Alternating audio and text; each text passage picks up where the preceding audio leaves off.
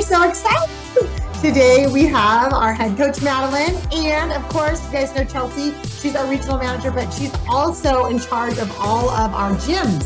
So we are going to start doing this once a week. We're going to come on here and record something for you guys. So if you guys have any type of questions, whether it's a training question, whether it's a eating question, health question, whatever question you have, we would love to answer it. So we get tons of questions. And so we're going to just start going over these together with you guys so you guys can meet us and kind of figure out exactly what we're all about here. So let's just dive in. So today's question was, how do I go out to eat and not ruin my progress? Right? This is probably a big question we get lots of times. So let's let Chelsea start this one out. Give us some input on what you think, Chelsea.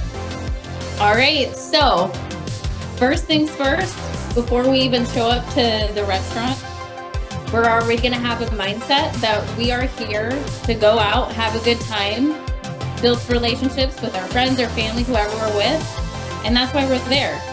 Because if we're going in mentally thinking, oh my gosh, we're stressed out, whatever, it's not fun. There's no reason. That's why we go out to eat, is to have a good time, enjoy good food, and reset, right? So that's the first step of going out and enjoying your time with the food. And then now we're gonna get into, okay, how do you manage it and still, stay goal-minded? So first thing you're gonna do, for my point of view, is we can look at the menu before we get there. If that helps just alleviate some of the stress. Some things to take into account, which, I've learned through listening to different people. Not that we all are rolling through fast food places all the time. Fast food places actually have to follow a really strict guidelines with their calories. So you can actually be pretty safe if your whole focus is calorie deficit, like you allow different types of things. Because, hey, some of us, Chick-fil-A, we're at that. But that's cool. But you can stay in your calorie deficit and still hit your goals, enjoy family time out, because you know what? Kids love the chicken nuggies. And then if you go to more fine dining restaurants, they have a little bit more leeway, which we've learned. And that's where we can then kind of look at it a little bit more and decide how we're going to execute that. I'll pass it on from here. I love that. Okay, so I think it's my turn. So when I was thinking about this question, I really tried to, well, I guess it's just because it relates to me so much, because I definitely have a very strong relationship with food, and it's been something that I see in my clients as well. And so binging was a big part of my life. Still, I really don't feel like it is actually, but it's something that I recognize. And so how did I change that when I went to restaurants? And one of the things, I would kind of go all in with food. And so when I'd go to restaurants, it was like, oh, well, I just ruined my diet. And so that's something that I've had to honestly heal from. And so part of it was not allowing myself to show up at restaurants and be starving. It was like I was preparing for a marathon when I was heading to a restaurant to just gorge and make myself sick. And it was a really weird thing that I've created since I was like a kid. And so I've had to recover from that. And so that is, doing a protein shake and apple, because I'm always going to have those two things like ready at my house. I feel like you never really run out of your protein powder.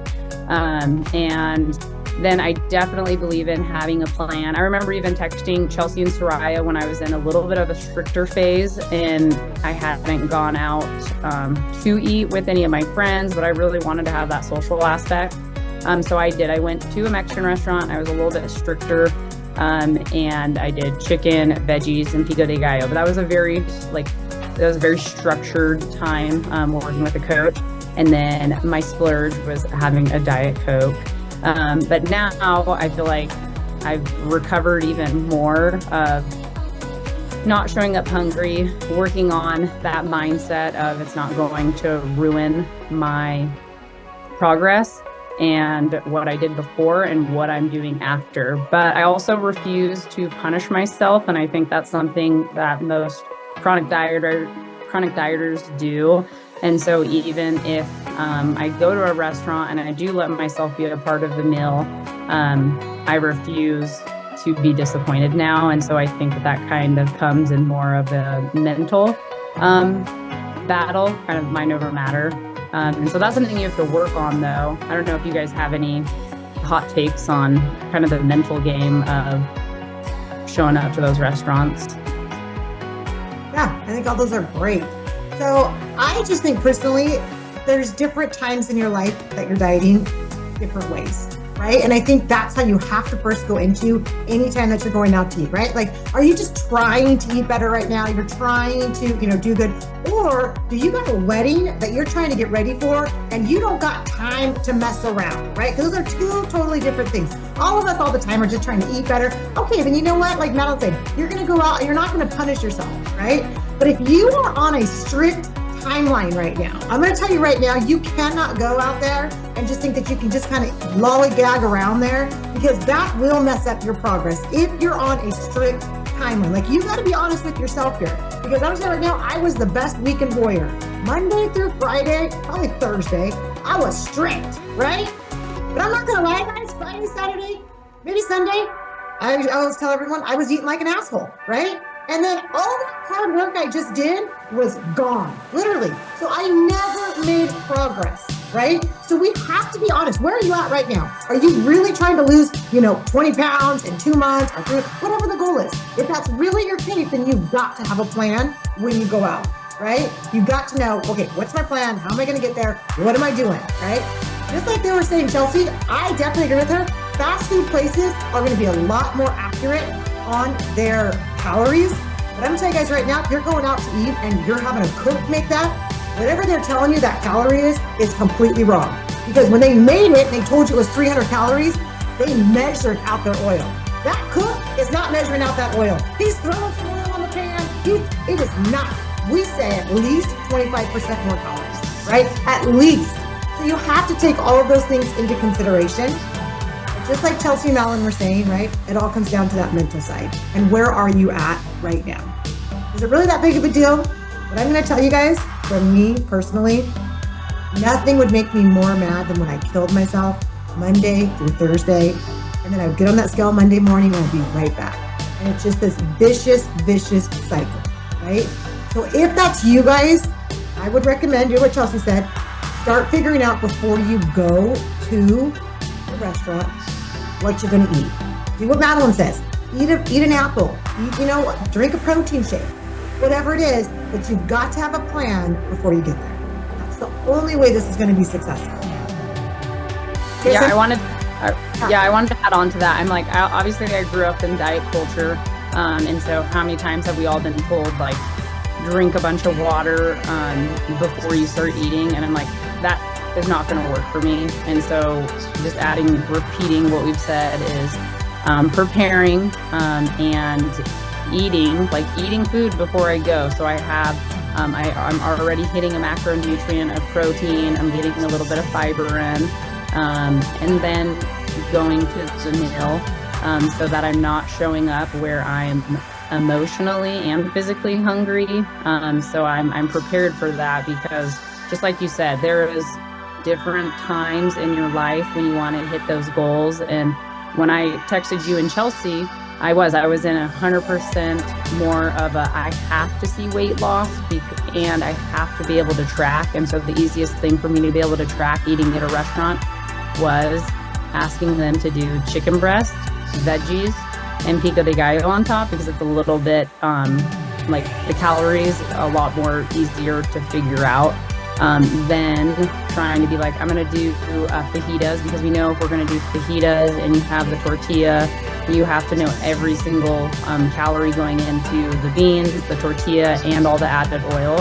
So that was specifically why we kind of brainstormed. You guys probably don't even remember that, but it was just like a quick little brainstorm text with these two to get me ready to go have fun with some friends. And I tracked it as well as I could for my coach. And yeah, that was a stricter time to hit those goals. I love that. And the only one thing I want to add to that too, guys, is sometimes you might eat really good, like Madeline said, but they cook with a lot of sodium. So the next day you get on the scale and you're pissed. You're like, what the freak?